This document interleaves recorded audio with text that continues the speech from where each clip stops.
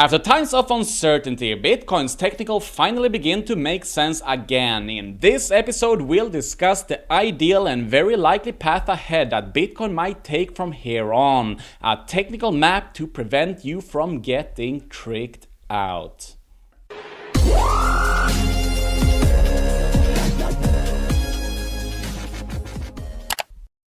As the technical map emerges and as Bitcoin seems to have found good support on the strong horizontal level at $30,000 to $31,000, we can now begin to determine the exemplary bullish path for Bitcoin ahead and why. In this episode, we'll discuss the ideal bullish scenario from here on, as well as a rather worrying yet less likely outcome. Stay put and we'll delve deep into it all. But first, not financial advice. I am not a financial advisor. This is for entertainment and educational purposes only. And if you appreciate this episode, then please hit the like and subscribe buttons. Let's now take a look at the technical crossroads. First of all, Bitcoin has broken down from this symmetrical triangle and has brought the rest of crypto space down with it. Based on the breakout point, the technical target alone stands at $25,000, although as Thomas Bulkowski mentions in his book, those targets aren't always entirely hit but can stop part ways. Now, amidst this outbreak, Bitcoin has again tested the horizontal support zone at $30,000 to $31,000. This is a very important level because of the significant price action that has taken place here before. For below this level, we have no horizontal safety net to speak of whatsoever. The price has literally wicked on this support zone, but if this doesn't hold up, then fasten your seatbelts, however temporary. And with that said, Bitcoin needs to recover rather quickly because the more it hangs around this support, the incrementally weaker it becomes. There is, however, a capitulation scenario in which Bitcoin would break below this support zone and down to the 20,000s that would in fact be bullish. Very bullish. We will look at that in just a bit. Now, as someone rightly pointed out to me on Twitter, Bitcoin went on to form a dragonfly doji candle upon yesterday's daily closing. Normally, this would be even more bullish if it were to be the very local bottom, which it now isn't because of the mid-May wick all the way down to 30,000 sharp. With that said, it is nonetheless a bullish sign for as long as we can stay above it, and it could easily supply us with some bullish fuel for a mini market rally to the upside. Yet I have a feeling we might not be entirely done on the downside before being ready for new all-time highs. A quick side note that does support a little mini rally is the fact that the lower bullish red RSI buy signal on the daily chart in Marathon that I disclosed recently on Twitter never got stopped out as yesterday's initial dump recovered in full. This tells me that Marathon 2 could be in for a little mini pump, given of course that it doesn't close below the lower bullish red on the daily. The only confusion, which probably speaks in favor of a mini pump rather than an actual accumulation reversal, is the fact that both hourly RSI signals got stopped out, whereas the daily is still in play. With that said, Bitcoin seems to have entered a descending channel, of which this little Japanese luck dragon may just lend power enough to reach the upper level thereof.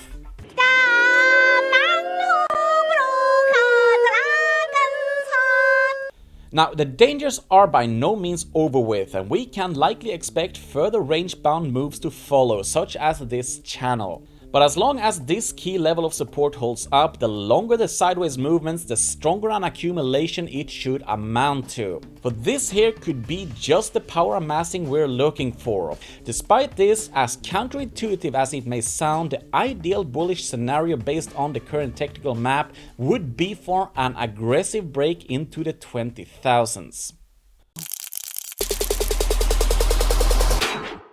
This part is the heart of this episode. When looking at the weekly chart, Bitcoin has never, and I repeat never, broken below the EMA ribbons during a markup phase. Not even during the 82% two-day crash in April of 2013. And upon the few markup occasions during which it has tested those lines, any cuts deeper than its first line of defense has resulted in pointy wicks and speedy reversals right back up again. Now we have both wicked below it in mid-May and are currently pushing its borders again. As of producing this, Bitcoin is now back in the middle section of these ribbons after having again dipped its feet below its glum surface. Now, as long as we can close the weekly candle within these ribbons, all is good. I really don't care how far we were to spike below as long as we maintain order by comfortably resting within these ribbons. In this sense, given that a final capitulation and rinse-off would be good for Bitcoin to wash out weak hands, a rapid plunge down into the 20,000 range followed by an equally sharp recovery would in fact be the ideal bullish case in my opinion. Not only would this do the job fast by stopping out plenty of leverage longs and overall scare the market to death by pulling the sentiment into single digits, it would equally trick the market with a fake out, one that would terrify an already terrified investor base. And this behavior is rather typical after long accumulations as it tends to trigger people's stop losses. But once the price reverses, those same people FOMO right back in again and thus further add explosiveness to the move.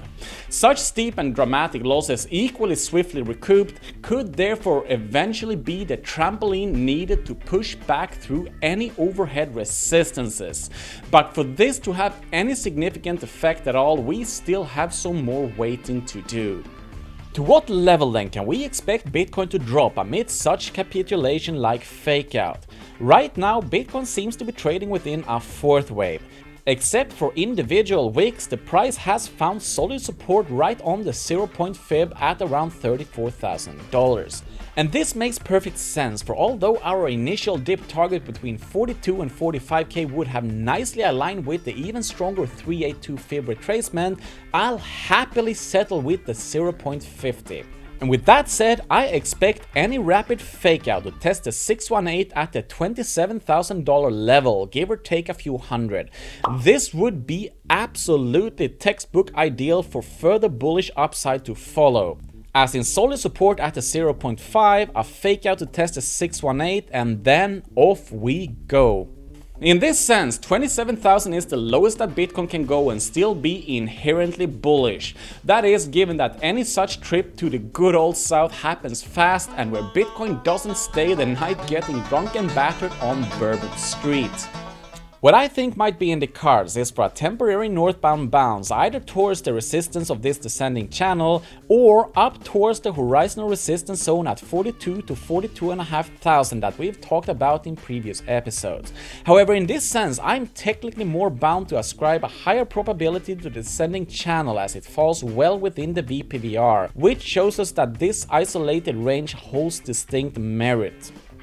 And upon such, I would not be surprised if Bitcoin were to shock the market with a seemingly capitulation move down to 27,000. But for this here to have been it, I find unlikely. More time and more pain is needed in my opinion before the market is ready for the next strong leg up.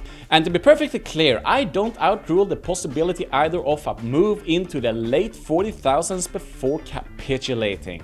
Anything that can cause a maximum level of harm, fear and distress to the market is to be expected for some time to come. And any such temporary bullish recoveries would reset the sentiment to overly optimistic again, which is exactly when the malicious market likes to strike.